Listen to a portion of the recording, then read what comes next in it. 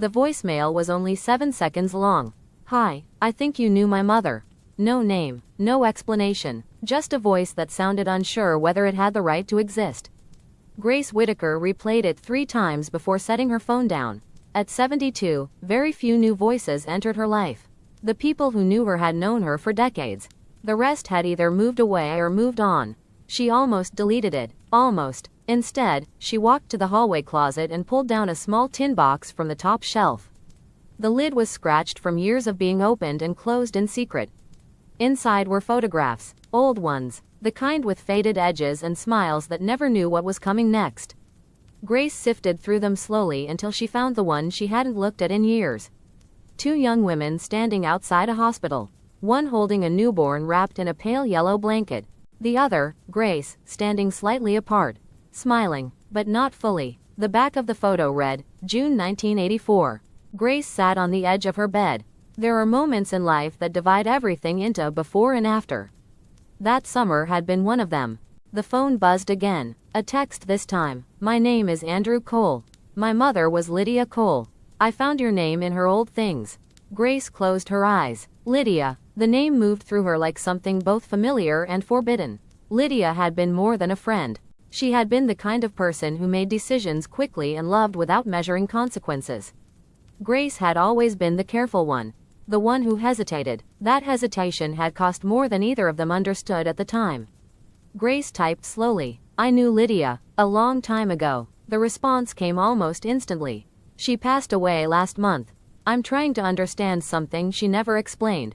Grace felt the air thin. Grief opens doors people didn't plan to knock on. She stared at the old photograph again. She remembered the hospital hallway. The argument, the decision made in whispers while machines hummed in the background. "Are you sure?" Lydia had asked her. Grace hadn't been sure of anything. And that had been the problem. The phone vibrated again. "There's a birth certificate copy in her files. It doesn't list a father." Grace's hand tightened around the phone. Andrew continued, "But there's a second document. Adoption paperwork that was never finalized." Grace stood up too quickly, her chair scraping against the floor. Because she knew exactly which paperwork he was talking about. And she knew why it had never been finalized. The past does not disappear. It waits quietly until someone else starts asking questions. Grace looked at the tin box, still open on the bed. For years she had convinced herself that silence had been kindness. Now she wasn't so sure. Grace did not answer Andrew right away. Some truths require air before they can survive daylight. She carried the tin box back to the kitchen table and sat down slowly, the way people do when they know standing too long might cause something inside them to collapse. 1984 had not begun with crisis. It had begun with celebration. Lydia had been radiant that summer. Reckless, maybe, but radiant. She fell in love with a man who promised permanence in the way young men often do. Loudly, convincingly, temporarily. By the time Lydia realized she was pregnant, the promises had already thinned. Grace remembered the night Lydia showed up at her apartment, hands shaking but chin lifted. "I can do this," Lydia had said. Grace had believed she meant motherhood. She hadn't. The father had left town before the 3rd month. No forwarding address, no apology, just absence. Lydia carried the pregnancy alone, except for Grace. Doctor visits, grocery runs, late-night panic disguised as jokes. But beneath Lydia's strength lived fear. "I don't want him growing up wondering why he wasn't chosen," Lydia had whispered once, staring at her reflection in Grace's bathroom mirror. Grace had misunderstood the sentence then. She thought Lydia meant the father. She hadn't realized Lydia meant herself. The adoption idea came later. Suggested quietly by a nurse. Reinforced by paperwork and well-meaning counselors who spoke about stable homes and better futures. Grace had sat beside Lydia in a small hospital office as forms were signed. The agency representative spoke in calm, professional tones. "You'll have time to reconsider," she said gently. "Nothing is finalized immediately." But the room had already felt final. The baby was born on a humid June afternoon. Andrew. Grace remembered holding him first while Lydia rested. He had been quiet, watchful, eyes open as if already assessing the world he'd entered. "You're strong," Grace had whispered to him. She hadn't known then how much strength would be required. The adoptive couple arrived 2 days later. Polite, nervous, prepared. They brought a small blue blanket and an envelope containing legal documents. Grace watched Lydia's hands as she signed the initial consent forms. There are signatures that feel like surrender. This was one of them. But that night, everything shifted. Grace had stepped out to get coffee from the hospital cafeteria. When she returned, Lydia was standing by the window, Andrew in her arms. "I can't do it," Lydia said. Not hysterical, not dramatic, certain. "I thought giving him away would be strength," she continued. "But keeping him might be braver." Grace remembered the agency representative's face the next morning. Disappointed, controlled, the adoption process halted before finalization. Legally reversible, administratively inconvenient, the adoptive couple left quietly.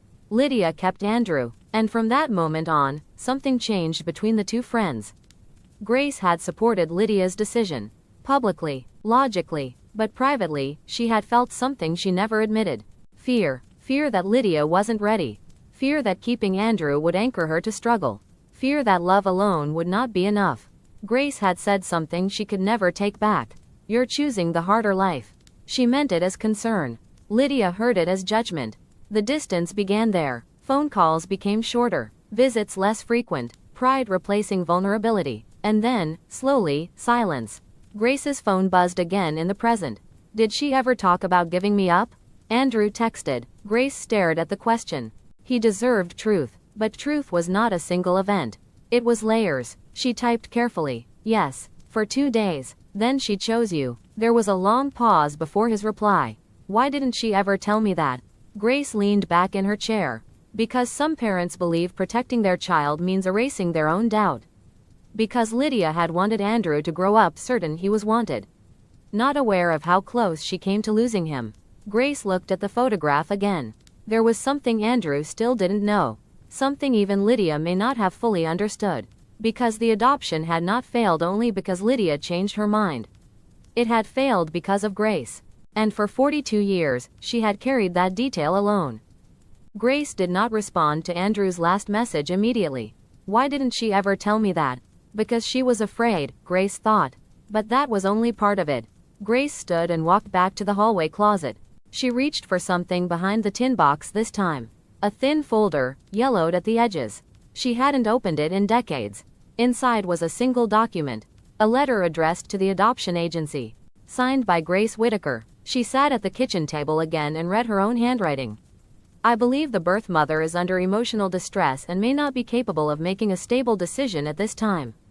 Grace closed her eyes. She had written it the morning after Lydia changed her mind.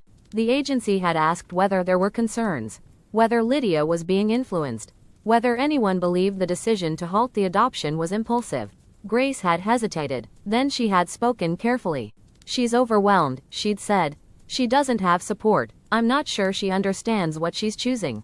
The representative had suggested a formal note. Something to protect the child's best interest. Grace had convinced herself she was helping.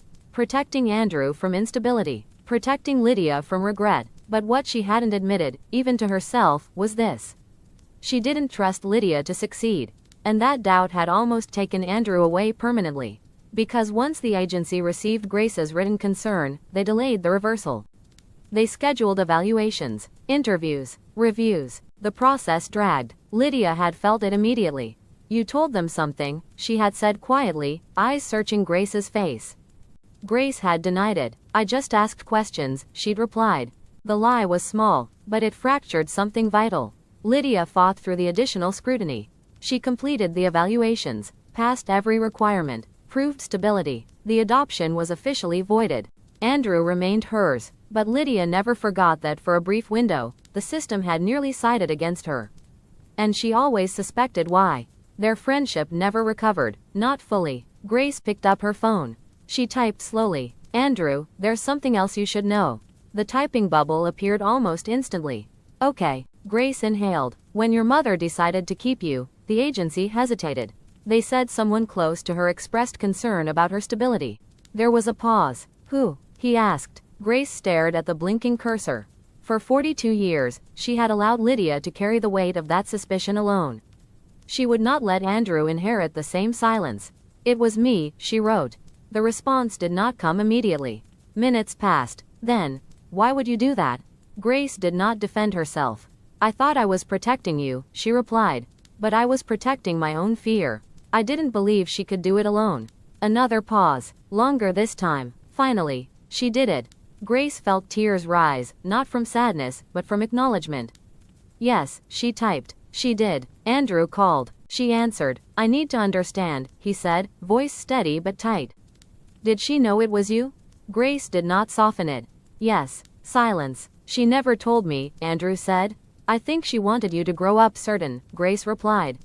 Certain she chose you, not aware of how close the system came to taking that choice from her. Andrew exhaled slowly. She always said she fought hard for me. She did. There was no defensiveness left in Grace now. Only clarity. I'm sorry, she said. Not for writing the letter alone, but for underestimating Lydia's strength. Andrew was quiet for a long moment.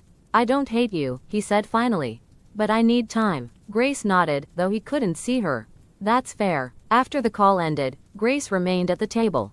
The truth had not destroyed anything. It had simply placed responsibility where it belonged. For years, she had believed silence preserved dignity. But silence had also preserved distance. Outside, the evening light faded slowly across the kitchen floor. Lydia had been braver than Grace ever gave her credit for. And now, decades later, Andrew knew the full story. Not just that he had been chosen, but that he had been fought for. Some mistakes are not undone. They are acknowledged, and sometimes, that is the closest thing to redemption a person gets. Thanks for watching. Subscribe for more videos.